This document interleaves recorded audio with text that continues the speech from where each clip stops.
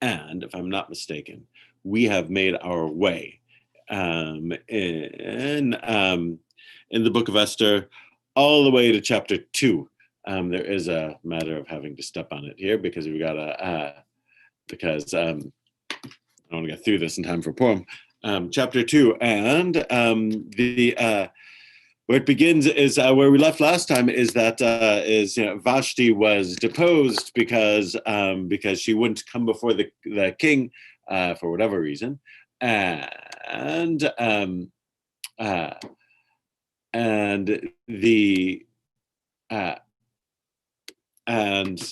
now, as chapter 2 begins, we find that it is time to inaugurate a new queen. Is that the appropriate term?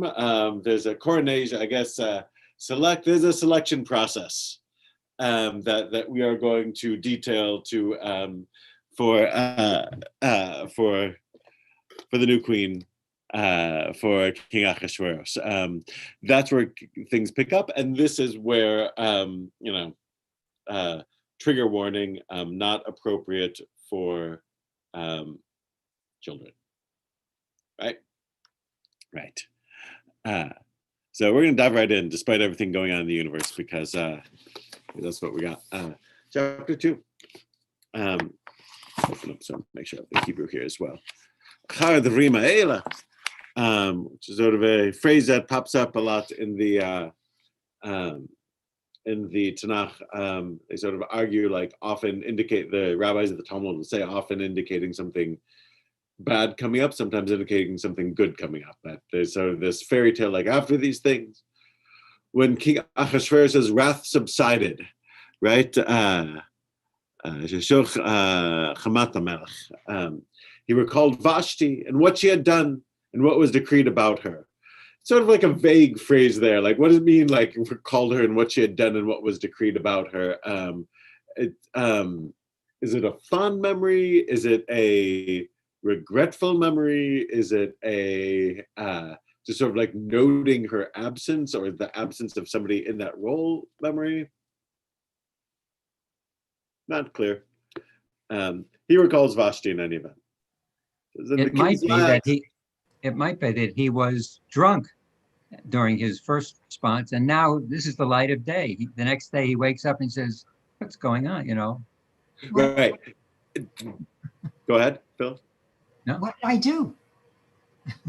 Yeah, I think that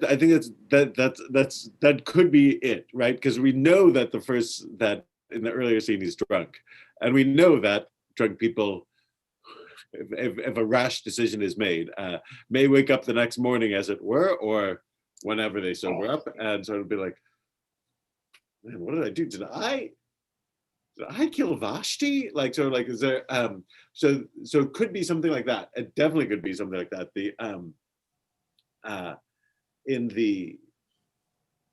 Just that's drunken decision making when you have something like tunnel vision, and you're not thinking of long-term consequences, but rather short-term, what I want in this moment, and not what might be best after this moment.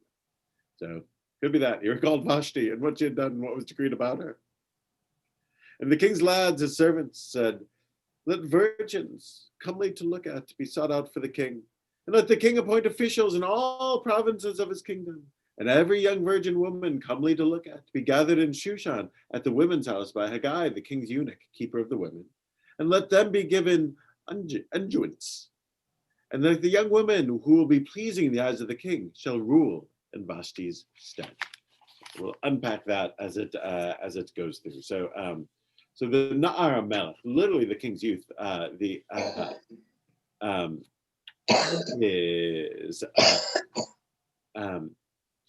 proposed this idea.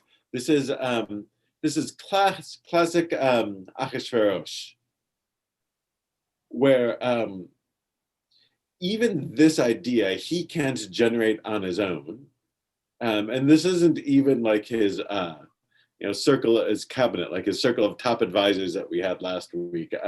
This is like a youth just sort of like being like, "Hey," or like one of the local guide seems to propose this idea.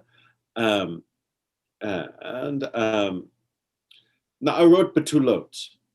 Na'ara is young woman, and then Betula is virgin. So it's a very specific call, not for young women and not for women, but for like virgin girls, right?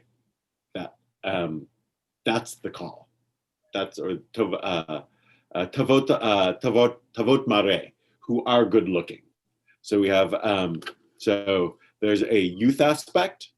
We don't know how old Ahasuerus is, but there's but it's very, very clear this is a call for somebody not in his age group.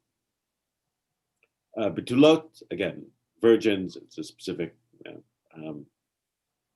sexual reference. Tavot mare, who are good looking. Well, this sounds like a beauty contest as opposed to doesn't care about world peace or right. answering the question. They don't care what their IQ is or anything else about this. Just the fact that she's pretty and she's a virgin. So as we'll get to, Okay. it starts out here as a beauty contest. It won't be. In the end, it won't be. But or I don't think it is.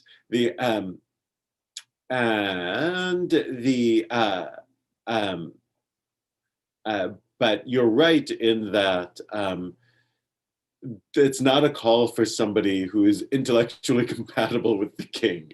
This isn't the full dating profile of I like long walks on the beach and pina coladas and getting caught in the rain. Like this isn't a personality match, as it indicates.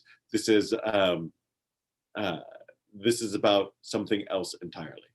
That definitely is the case, which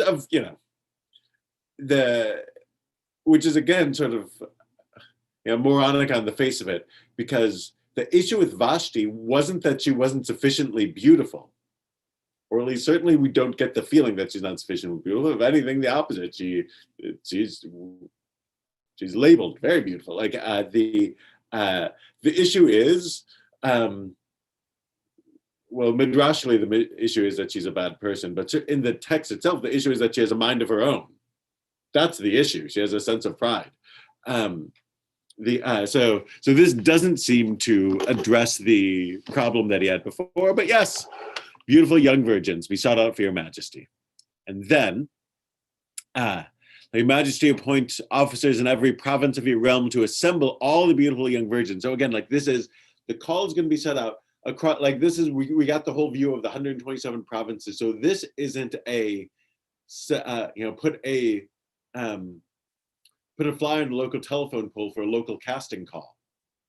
This is across the breadth of this massive kingdom.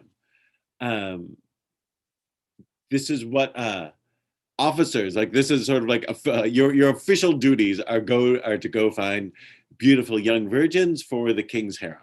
Like this is the follow-up. If the first thing we saw the king doing is declaring a 180-day drinking party, the next thing we do is that he's using the bureaucracy to find the most pleasing, beautiful young virgin for his harem. It's like a draft call. It is very much a draft call. And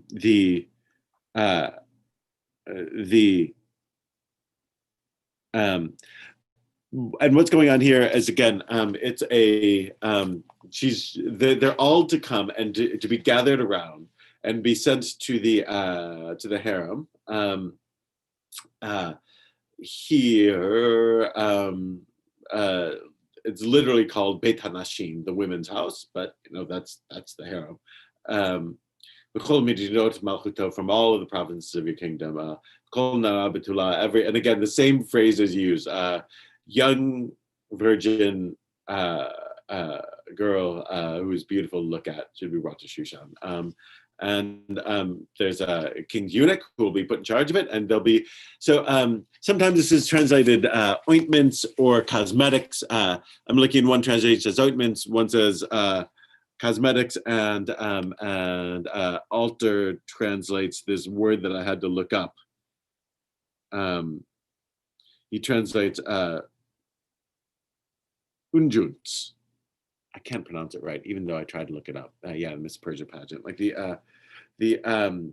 which is his Alter defends that the frequent choice by translators of cosmetics for this term is misconceived. Even in this fairy tale world, he thinks the whole thing is a fairy tale, like, and that it's obviously a fairy tale based on partly on this sort of crazy, Miss Persia call, Persian Idol.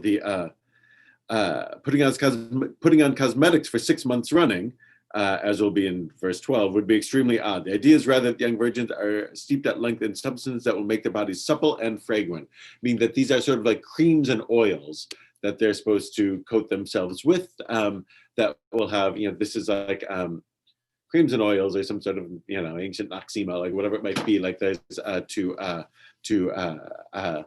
to make their skin and their body especially beautiful or fragrant or whatever it might be. I think it's supposed to be a very physical and sexy image. And the thing was pleasing in the eyes of the king, and so did he do. Shockingly enough, the king likes the idea. והיטיב הדבר בעיני המלך ויעש כן.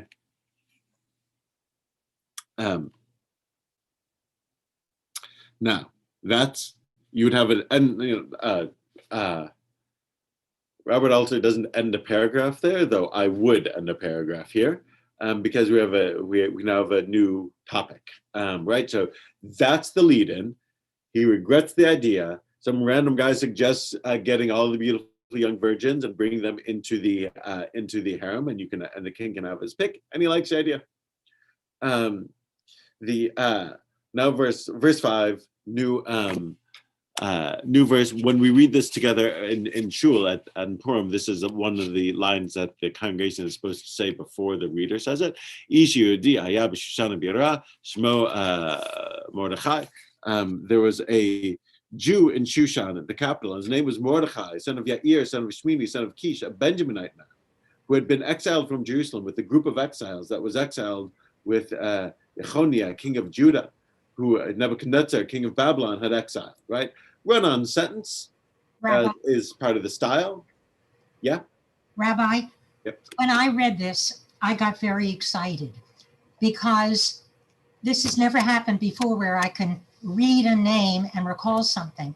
I did the Haftorah Vayechi, and it gives what it said here, the provenance of Mordechai, son of Shemi, son of Yair, son of Shemi. That was in the Haftorah. Right. Where David wants to take vengeance because they were loyal to Saul. Right. So it was just a personal thing. I just wanted to say that. I got very excited. Given the line. Good. This is then very much fast forwarded from that time. In most of the biblical books we read, we talk about the characters as Jews, and they're not. They're Israelites. Moses doesn't lead the Jews out of Egypt. Abraham isn't the first Jew. The Jews don't wander in the desert for 40 years, and King David, Saul isn't the first Jewish king, and David doesn't rule over a Jewish kingdom. That's all anachronistic. They're not Jews at that point. Nobody thought of them as Jews. They're not. The word is never used. They really are, like Abraham maybe accepted, but they're Bnei Yisrael. They're Israelites. They're never. The word Jew is never used. Here is one of the early references where they're Jews, right? He's a Jew, even though he's from the tribe of Benjamin. there's been a change that has taken place over the centuries between those ancient stories and this less ancient story, where it's really after, we read in the Book of Kings and Second Kings, the kingdom of Israel, where 10 of the tribes of Israel live, are conquered, and those tribes largely disappear. Refugees flood into the southern kingdom of Judah and join with the southern, when there's, and after the fall of the kingdom of Israel, refugees go to the kingdom of Judah. Most of those tribes disappeared. The kingdom of Judah has some of the tribe of Levi, the Kohanim and the Levites, and some of the tribe of Benjamin, but Benjamin is small. And now these refugees and the tribe of Judah, which is the big entity in the area, like that Texas, like the biggest, unusually large entity. And so it seems because Judah was the dominant group and the kingdom of Judah was the name of the political entity, they began thinking of themselves and being thought of by others as Jews. So here, Judahite, which before this meant you were from the tribe of Judah, no longer does. And Mordecai is something that we haven't seen before in our other books. He's a Jew. Make sense? So every so often you'll catch me being technical or not technical by painfully avoiding reference to events in the Torah as involving Jews. Jews aren't in the Torah; they're Bnei Israel.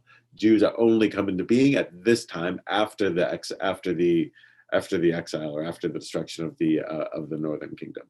So this is Mordechai, son of Yair, son of Shimi, son of Kish. They give us, so he's from the tribe of Benjamin, but he's thought of as a Jew, and he's the descendant of exiles from the time. So now Yair, as this is good, Alta is a good note here.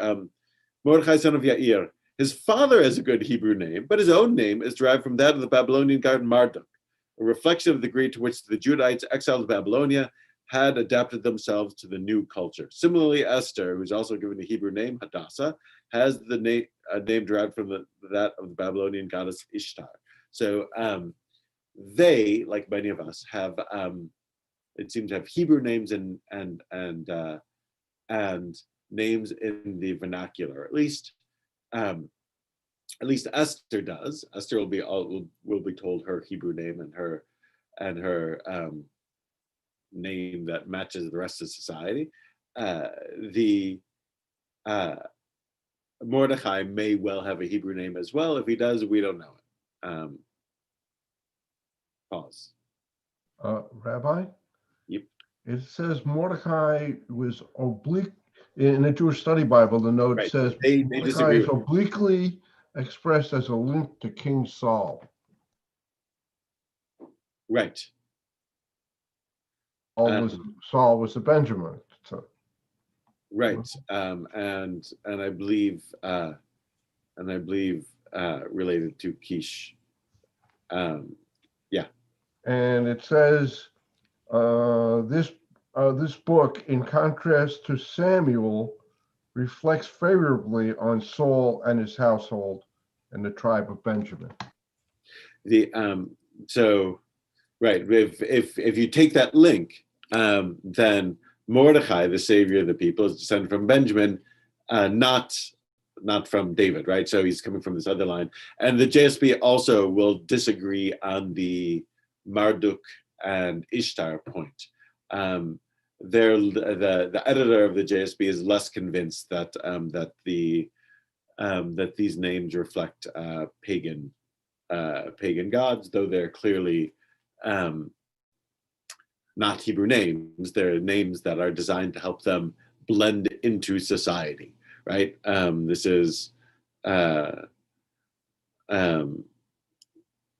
being Hunter and not Chaim and things like this, right? Like the et cetera, right? They have names that help them pass. They're not the first ones like this. Of course, Joseph has the same thing. Joseph has an Egyptian name, Tafat Paneh, and he has his Hebrew name as well. So He's a Jew in Shushan. He's in exile. The timeline is a little tough. As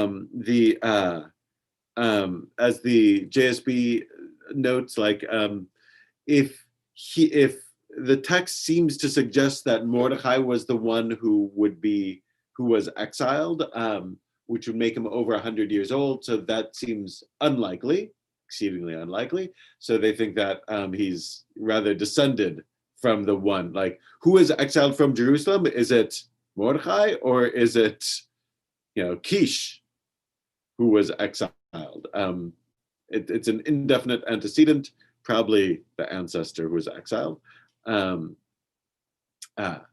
7, and he became guardian to Hadassah, which is to say Esther, his uncle's daughter, for she had no father or mother. All right, so that's the relationship, often confused. Like, what is Mordechai to Esther? She is his uncle's daughter. What's your uncle's daughter? Your first cousin.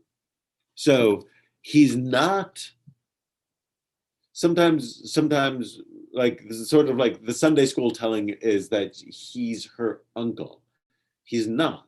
They're first cousins, but he clearly is older and wiser. So they're probably at opposite ends of the generation, even if they're in the same generation, right? Family-wise, they're in the same generation. So Alter's like, well, like maybe Mordechai's in his 30s and she's in her teens, right? Like which might make sense, but like he's clearly the father figure, but again, same generation, so to speak, rather than like a full generation different. That makes sense? So Rabbi, yeah, uncle is probably accurate for the relationship, but cousin technically, yeah. are there midrashim that suggest that she was really his daughter, but that was kept under wraps, or his wife, but that was kept under wraps? Yes, there are midrashim, Linda, that will get us to. There are midrashim that Mordechai was so maternal towards Esther that when he came to be her guardian, that Mordechai grew breasts and nursed her. Okay. There are not often cited, but I've seen it in black and white. So Esther is one of the, there are many different areas of the tradition where the Midrash has a field day.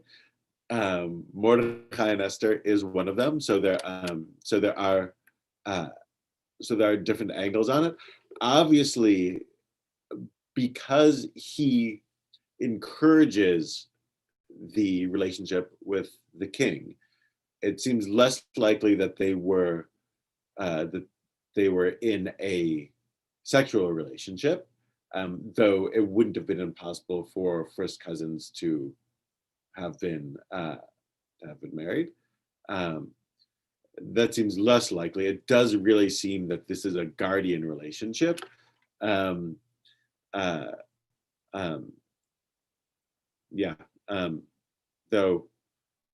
once you have the image of Mordechai growing breasts and nursing Esther, it's hard to get that one out of your head. But that too is part of the Jewish tradition. Not a dominant midrash, but is 100% there. The uncle's daughter, first cousins. She is orphaned. It's very clear that she is orphaned, right? And he is her guardian. And then, as is one of the primary interests of this story, we're told what she looks like, and lo and behold, she matches the description of the king's servants of what's desire. והנערה יפת תואר וטובת מראה, מאות אביה ואמה לכך מרדכי, and the young woman or the girl was beautiful of form and good to look at. the and when her father and mother died, Mordecai had taken her as a daughter. Right? So the he translates Alder translates comely in features and comely to look at. Again, comely is like a little is a little frumpy for the language that's here. His comment is the doubling of the epithet for beauty may suggest that she is lovelier than all the other assembled virgins. The same double epithet is applied to Joseph, and I would say, and also to Joseph's mother Rachel, and is used here. And its use here probably signals a general allusion to the Joseph story. In both cases, we have an extraordinarily beautiful Hebrew who ends up in a position of grandeur and power in the royal court, right? So it could be that he's linking to the Joseph story. Also, there's a couple of characters, Joseph and Rachel come to mind, who are described this specifically, not just beautiful look at, but beautiful in form, which is a very, it's the Torah's way of saying attractive body, right? This isn't just a nice face, though it's that too. This is attractive body. This is that's what they want you to have in your head. Rabbi? Yes. Art Scroll says the maiden was finely featured and beautiful of appearance. So yeah, and all of those are right. But Toar is form. And I have to say, I am of the opinion that that they mean she had a nice figure, which I think is what it also means with Rachel, and I think it's also what it means with Joseph. It's meant sometimes they're like different kinds of beauty, and I feel like in certain situations, it's meant to be something that is specifically sexually exciting as opposed to, oh, look, lovely young woman. It's supposed to be something that's sexually exciting. Think of Rachel. Jacob is absolutely obsessed and focused in a way that suggests a sexual frenzy, to the point where he doesn't even realize who he's sleeping with, the night of his marriage, because he's so intense on it. Joseph has that same effect on people, right? Like Joseph drives Mrs. Potiphar into a sexual frenzy, and we're going to see the same thing, obviously, with Ahasuerus and Esther, right? Like there's something more than what a stunning young lady. There's something a little stronger than that going on here. Not to say it's not that too, but that's part of this. And I'm holding it for a second because I think it's a key part of the story that there's that's it's supposed to be intensely sexual. Anyway, so she's be able to look at, and we'll see where that's significant. Mordecai took her as a daughter, and it happened. Maybe a new paragraph, and it happened when the king's word and his rule were heard, and many young women were gathered in Shushan, the capital, by Haggai. Then Esther was taken into the king's house by Haggai, keeper of the women. And verse 9, and the young women were pleasing in his eyes, and she won favor before him. Right? So there are all of these beautiful women from all 127 provinces, and not necessarily even just like one per province. Like there are all these beautiful women, young girls. And she's the one who wins favor. So again, this could be that her beauty or allure, whatever it might be, like outstrips everyone else. She also might be, I mean, we'll know her to be smart and charismatic and sharp-witted, right? Like she's no dummy. So it could be that as well, that she has a charisma as well. So she's not an empty head. We don't know if the others are or not, but she wins favor in her eyes. And again, a link to the Joseph story. Joseph wins favor, like he immediately becomes Potiphar's favorite slave and rises to the top of that. He wins favor in the eyes of the warden and wins favor even in the prison. And obviously he has the same effect on Pharaoh. So Joseph has this charisma that keeps bringing him to the top, in addition to the fact that he's beautiful to look at and beautiful of form. And he has that. David, of course, seems to also have the same thing. David also seems to drive people wild and have a charisma that draws people to him. So it's some combination of these things. One favor before him, that's key.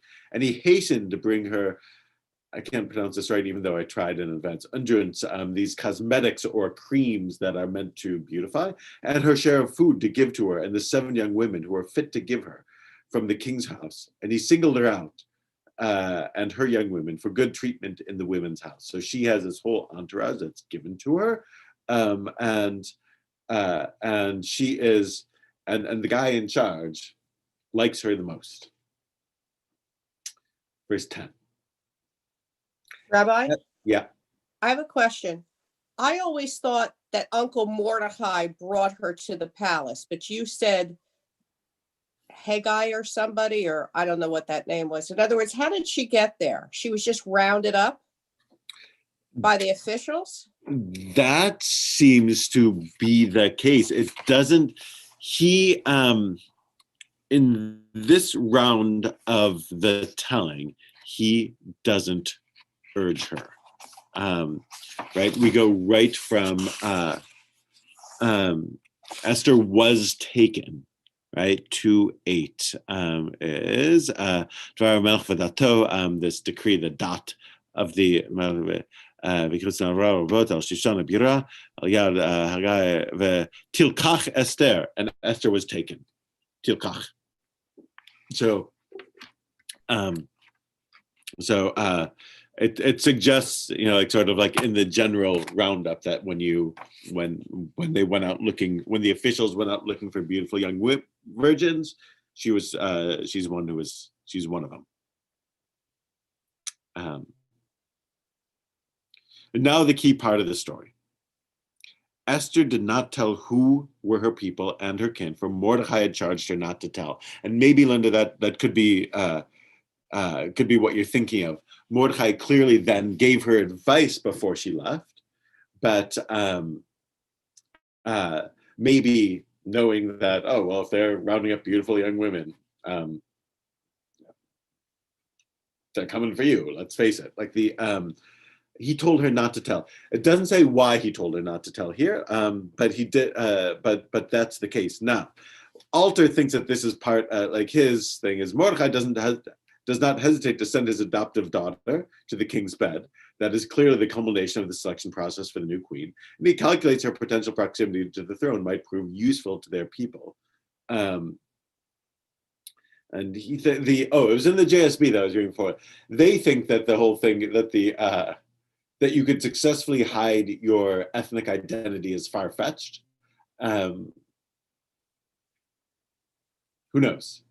But in any event, she's supposed to keep her identity hidden, which is, again, comparatively difficult to do if you're, a practicing observant Jew. But Mordecai said, don't tell. 11. And every single day, Mordecai would go walking in front of the women's court to know how Esther fared and what would be done for her.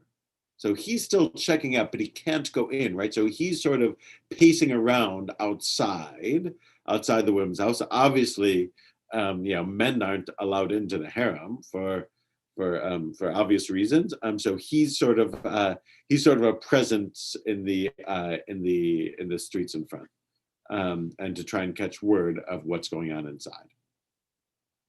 12.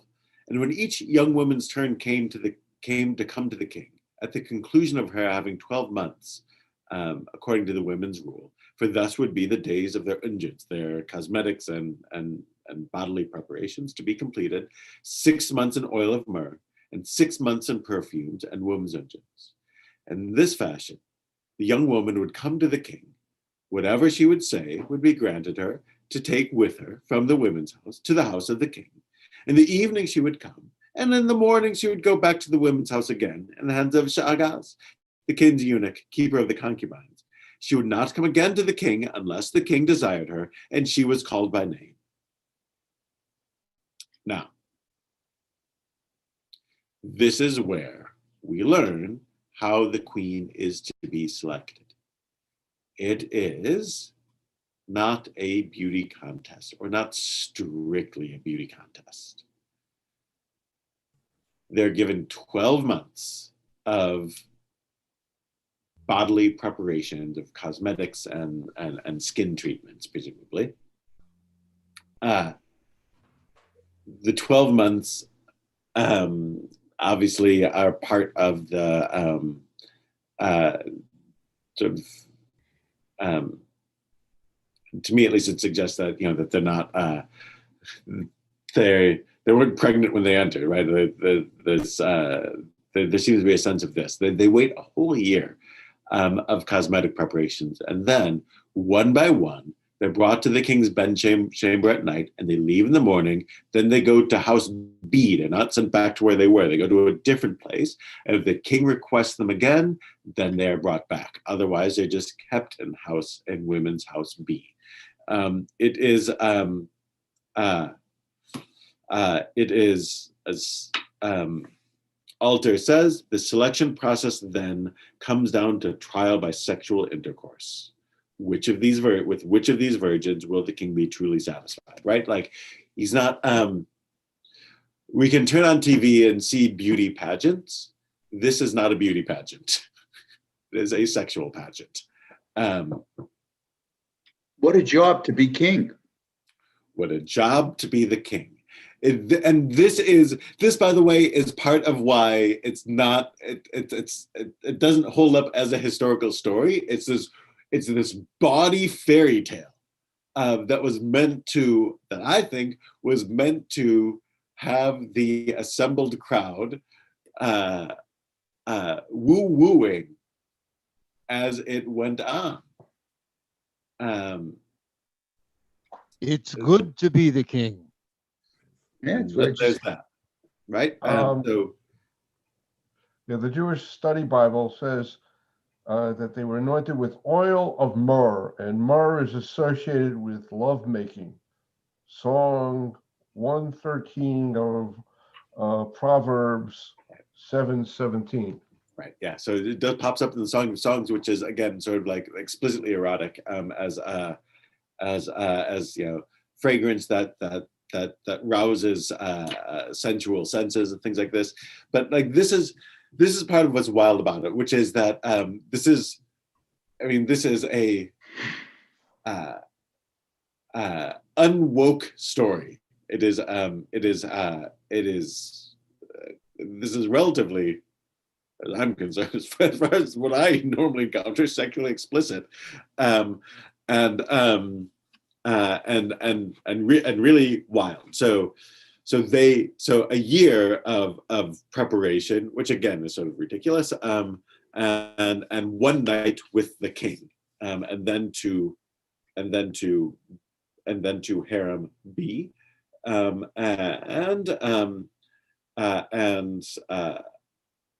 and if the king wants you again, he'll call you. This is the selection process for the new Vashti, for the new queen. Again, we tell the kids beauty pageant on the hope that they never actually read the book, because it ain't a beauty pageant. It's 15, sorry. And when the turn came of Esther, daughter of Abichal, Mordecai's uncle, we had taken as his daughter to come to the king. She has nothing but what Haggai, the king's eunuch, would say. This is part of it. Like, everyone spends 12 months like putting on makeup and their cosmetics and their thing, and then when the time comes, Esther, this is sort of like part of it, is so naturally wildly beautiful. She's like, you know what? I don't know that I need any makeup for this. I think I can just go in. Like, tell me like what sort of like the absolute minimum required is, she seemed to say, but I don't need it. Which is again like sort of like a great and powerful moment of like, she doesn't need makeup. Great moment. I love the little detail.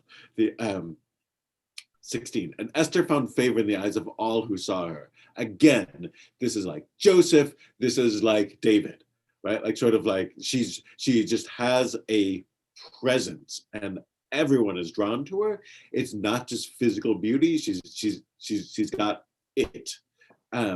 16. And Esther was taken to King Ahasuerus to his royal house in the 10th month, which is the month of Tevet, in the 7th year of his reign. That's December, right? We just finished Tevet a week ago. A week ago today was Rosh Chodesh Shvat. So that was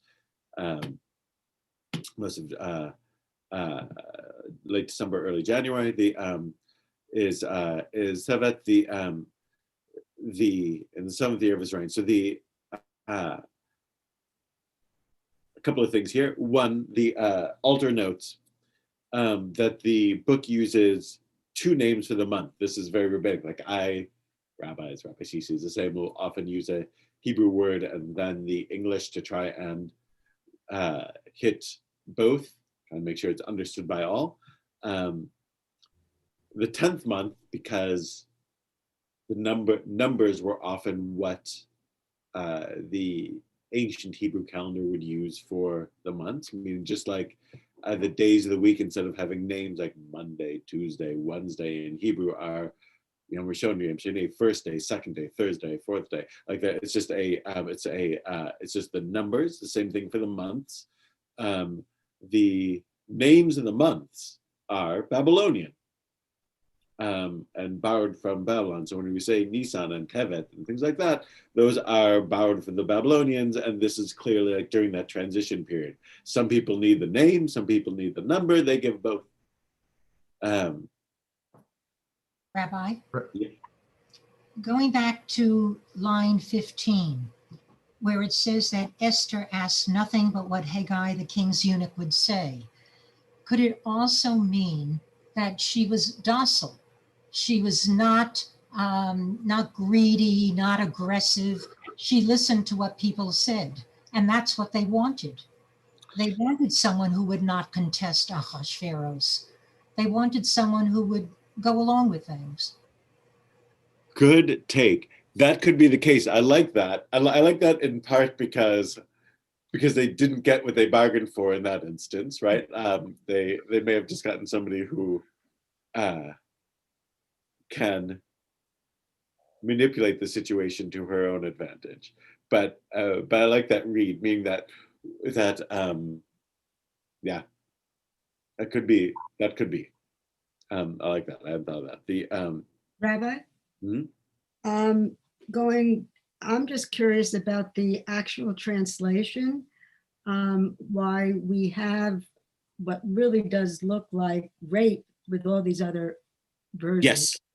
Yes. I mean, from that, no consent.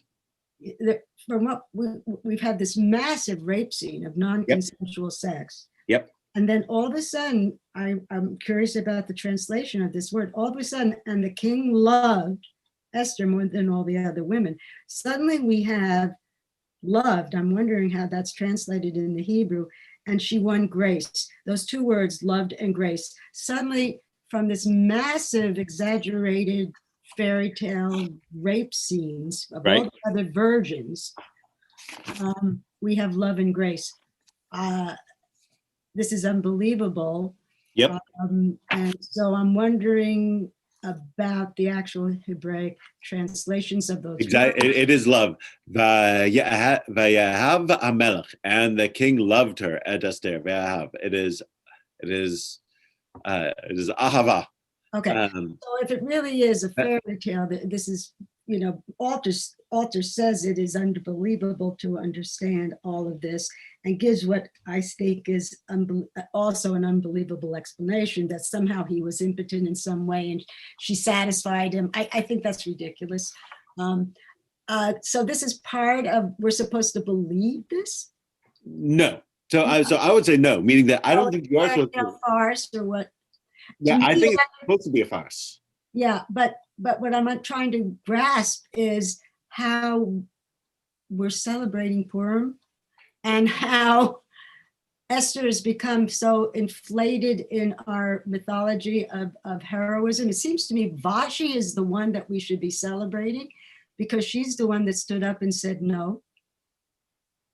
Right. So this is part of the value of the text, which is to say it gives gives us something to process and think about. Vashti does say no, and could well be or the heroine of the story. But she also gets herself killed. Part of the story is that through her position, Esther prevents genocide. This is part of like I feel like there were notes of this in Ruth as well.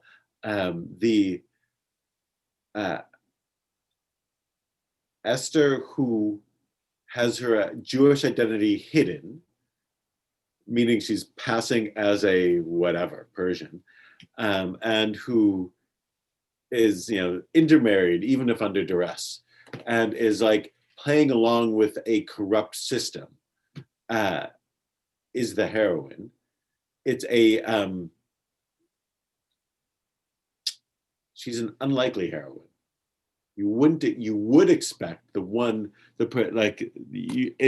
you write the story from scratch, if you were to say like there'd be some story like this, you'd be like, oh, well, clearly the person who stands on principle and doesn't compromise with the corrupt system should be the hero, but it's not. So yeah, your point is well taken. And that's just not what the story is. Vashti is the martyr, and Esther is the anti-hero. Could be. That is a legitimate read, and it is worth noting, like in the "Good to Be the King" Mel Brooks scene there, which makes a joke out of mass rape, which is to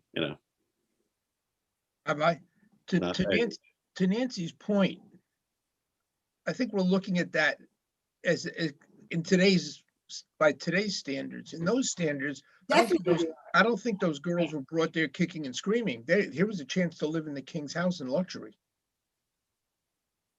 If you want to be raped. Well, again, by today's standards, that's horrific. But look, who knows what kind of living conditions there were back then. And to live in a harem, like I say, these girls were brought there. So I don't know. Again, it's like it is a hard thing to hit just so. Obviously, sort of like at no point in time in the Jewish tradition are they super comfortable with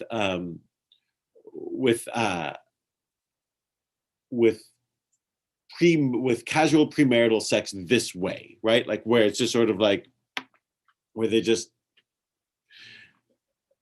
the system isn't kosher, and I think that they're playing it for laughs. Now, that's because we can say, again, I don't think this is like a historical story, so not to make light of it, but no actual virgins were raped in the making of the Book of Esther, right? It's not. It's meant to evoke this sort of like louche, is that the right word? Atmosphere. It's like the 180-day drinking party that's followed by the 7-day drinking party, where the rule is no rules, and where the queen then is killed for not parading around in front of the drunken buddies. And then all the young women are brought in from every corner of the empire, and prepped with creams and oils for a year, and then spend one night. Like it's all crazy, and it's all playing on sort of a common titillation on sex and riches and excess. Excess, that's the point. Excesses. So this thing, to take it seriously is to say, like, wait a minute, like these women are objects, and they're being and they're sleeping with somebody without consent. Like Abraham sends Sarah off to be raped by Pharaoh, and then Abimelech without her express consent, certainly, right? Like, when we know in the Dina story, the brothers, or Dina's brothers, are upset that that she was taken implied without consent. So yeah, that is definitely here, and whether or not it should be played for entertainment purposes, I think that's what's going on here. Rabbi, it may not be so crazy. I can remember in the distant past reading about some landowners in medieval Europe who had the right to deflower any peasant girl who had recently been married in order to ascertain whether she was a virgin or not. Right. Somebody, I feel like it'd be Ed who'll be able to come up with the, yes, absolutely. There's Latin like prima nostre. Is that the word for it? The King, right? There's a scene, we often don't cite Mel Gibson in this class, but there's a scene in Braveheart, remember? Where the noble rides up on his horse at the end of the wedding and takes the beautiful woman and so it is my noble right. Yeah, so yes. It's also in the Marriage of Figaro. Higher, you've got higher level cultural references than I do.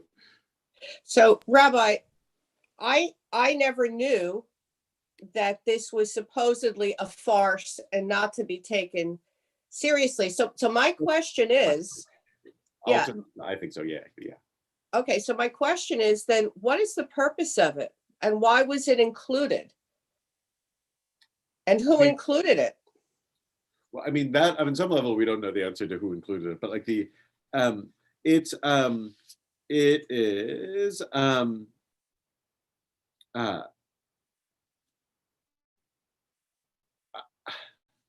I think that's too big a question. We have to address it next time. Because there's a few things going on. One of them is, I think the tradition is designed to be multifaceted, meaning that that there are different aspects of what's going on. Some things are meant to be taken seriously. The Book of Lamentations is meant to be sad. The Song of Songs is meant to be sexy. The Book of Exodus is meant to give us our sort of like a sense of who we are as a people and our moral walking orders. And Genesis is, sort of like to help us to give us a foundational story to guide us. And the Book of Esther is meant to be a funny break from the unrelenting seriousness that often informs our lives. I think it's supposed to be a comedy, and that there's a value in it. Now, not every joke ages well over time, but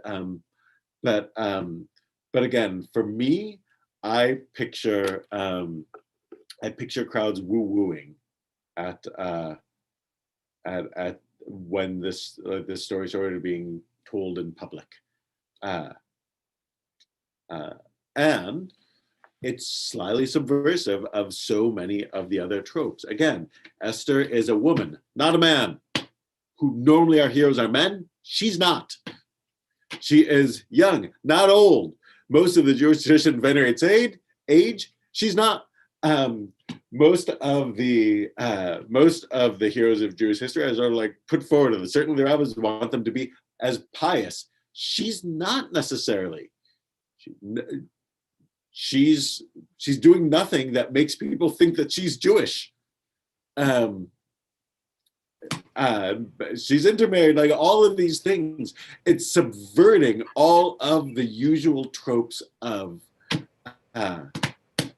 the tradition, and it gets included. And that's part of what's awesome about it is, and this is wrap up here and also link it to the present day, is that it's actually important not to be sort of ideologically narrow, that seeing people who disagree with you as enemies is is disastrous. Here we have a story that delivers messages that are the opposite of many of the messages elsewhere in the Bible, and there it is in the Bible, and that I feel like is instructive for our time. And what you just said now, Rabbi, it's, for me, I rather think of it as a satire, not as a fairy tale and a farce. But I can go to Purim now thinking it's a satire. Otherwise, I'm not sitting there thinking it's a farce. Is that the reason we celebrate it the way we do with carrying on and costumes and merrymaking and all kinds of other crazy stuff? Masks so that you're not who you are. Again, Yom Kippur, you strip down to the essence of who you are. Everyone wears white. Nobody should be differentiated. It's supposed to be no makeup, no food, no drink. Here, food and drink and masks and hiding who you are, or maybe hiding who you are so that your true self can come out. As the and everything is supposed to be turned upside down, and instead of being dignified, you're yes. So all of this, it's both undermining the tradition and essential to the tradition. That's part of why it's so wild and important for all of its strangeness. I'm going to pause there, and we can gather again tonight. For those who come to the evening class, we'll delay it a half hour to 7:30. So for the interest of Shiva, for Janet, so Shiva's at 7, and class will be at 7:30, and tomorrow night, Saturday morning, 8:45 for Avot, 9:30 for Gila. Same Zoom link, right, Rabbi? Same Zoom link. Same Zoom link as usual. Okay, so we just flow from one to the other. No. It's a different one for. It's not the same Zoom link for Shiva. Janet. Okay, good. All right. Class, 2 different ones. Thank you, Rabbi. Thank you. Rabbi. Alan Halperin, how is Linda? Terrible. She's